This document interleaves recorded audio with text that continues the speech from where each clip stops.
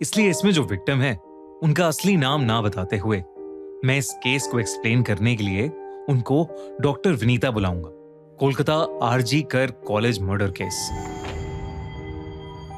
सुबह 9:30 बजे आरजी कर मेडिकल कॉलेज में एक फर्स्ट ईयर मेडिकल इंटर्न रोज की तरह अपनी ड्यूटी खत्म करके सोने जा रहा था। पूरे कॉलेज में डॉक्टर्स और नर्सिंग स्टाफ के लिए कोई भी साफ कमरा नहीं था जहां वो अपने लंबे लंबे शिफ्ट्स के बाद आराम कर सकें, जिस वजह से सभी डॉक्टर्स और इंटर्न्स 4th फ्लोर पर बने सेमिनार रूम में लगे 2 गद्दों पर सोया करते थे।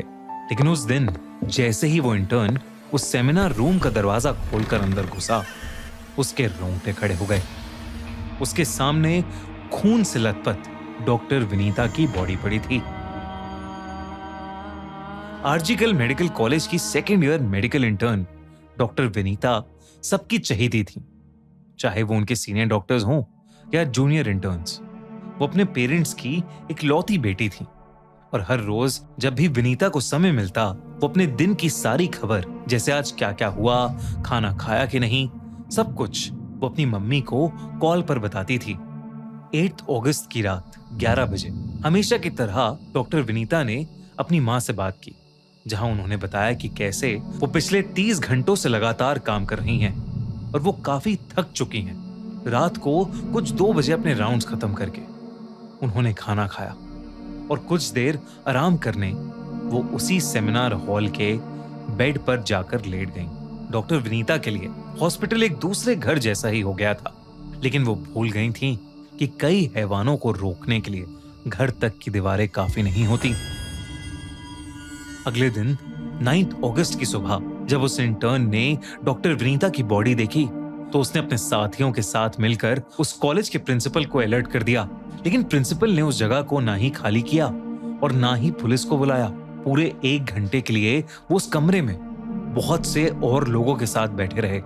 कुछ घंटों बाद जब पुलिस को बुलाया गया, उन्होंने लापरवाही करते हुए उस क्राइम सीन को सील तक नहीं किया। डॉक्टर विनीता की लाश मिले हुए इस 1.5 से 2 घंटे के अंदर अंदर न जाने कितने लोगों के पैरों और उंगलियों के निशान हर उस चीज पर लग गए होंगे जो पुलिस के लिए एक सबूत हो सकते थे।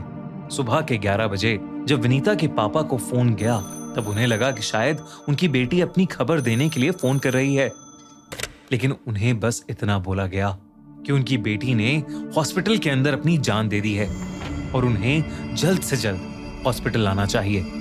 हॉस्पिटल पहुंचकर डॉक्टर विनीता के पेरेंट्स सभी डॉक्टर्स और पुलिस वालों से रोते हुए कहते रहे कि बस एक बार उन्हें उनकी बेटी को देखने दें।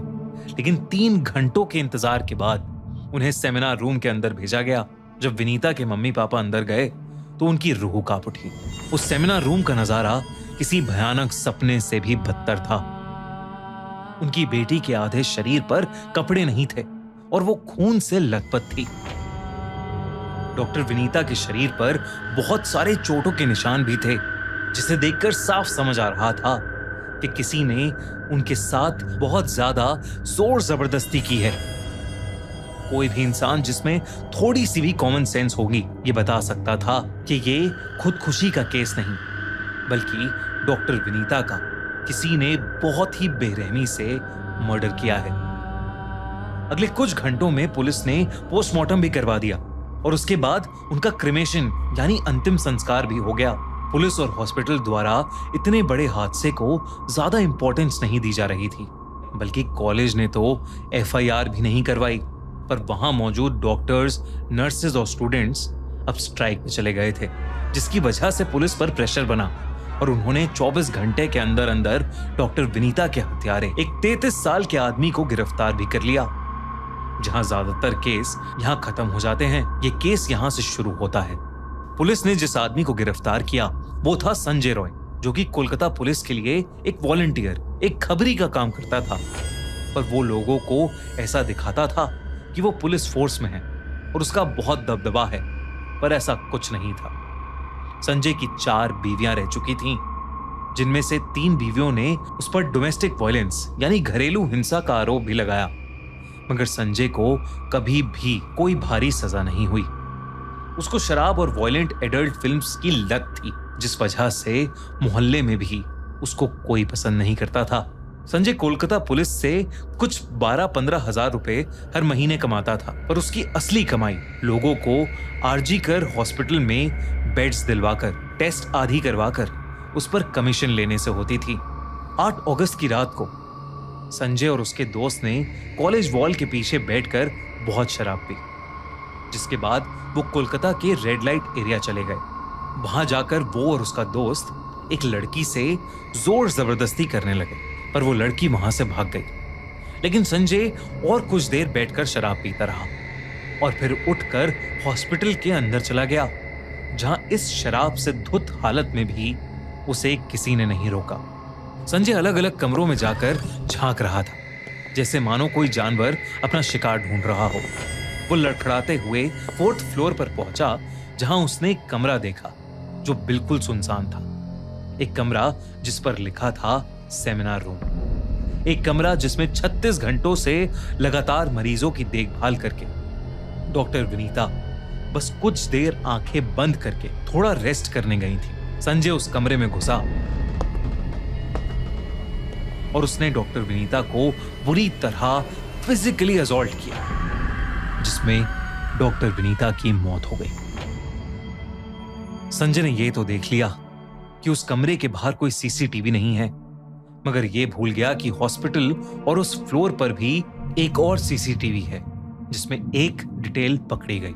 संजय जब 3:30 बजे के करीब सेमिनार रूम से बाहर था, उसके गले में एक नीले रंग का ब्लूटूथ नेक बैंड था, लेकिन जब वो बाहर आया तो वो उसके गले से गायब था और पुलिस को वैसा ही नेक बैंड डॉक्टर विनीता की लाश के पास से मिला। और जब उसे ऑन किया गया तो वो नेक बैंड एकदम से संजय के फोन से कनेक्ट हो गया। संजय को इसके बाद अरेस्ट कर लिया गया और उसने खुद आगे आकर अपना अपराध एक्सेप्ट किया और कहा कि उसे फांसी दे दी जाए। इसके बाद पोस्टमार्टम रिपोर्ट सामने आई, जिसमें लिखे सबूतों ने सबको चौंका दिया। उस रिपोर्ट के मुताबिक ये मर्डर किसी एक आदमी ने नहीं किया था, बल्कि कई लोग इस मर्डर में इन्वॉल्व थे, क्योंकि विनीता की बॉडी से मल्टीपल फिंगरप्रिंट्स मिले। इस खुलासे के बाद पूरा कोलकाता प्रोटेस्ट करने आगे आ गया। लोगों और मीडिया के सामने अब एक और शख्स की असलियत सामने आने लगी, संदीप घोष, जो 2021 से इस कॉलेज के प्रिंसिपल थे। संदीप घोष पर सैकड़ों आरोप थे।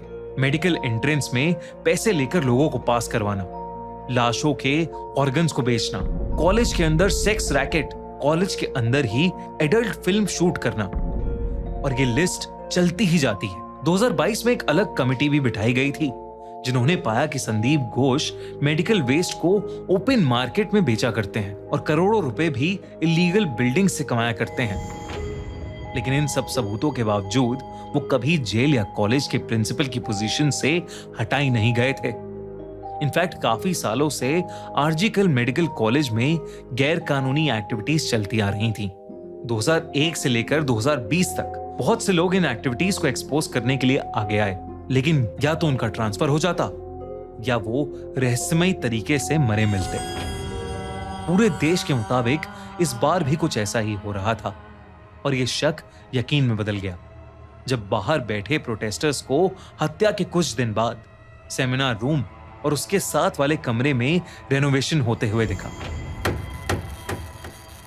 एक क्राइम सीन हमेशा सील्ड होता है, मगर इस बार ऐसे भयानक अपराध के बाद भी उस जगह पर बहुत से मजदूरों और लोगों को आने की इजाजत दे दी गई, ताकि शायद वो सारे सबूत मिटा सकें। जब रेनोवेशन का काम लोगों के हल्ले की वजह से रोका गया तो एक नई तरकीब आजमाई गई।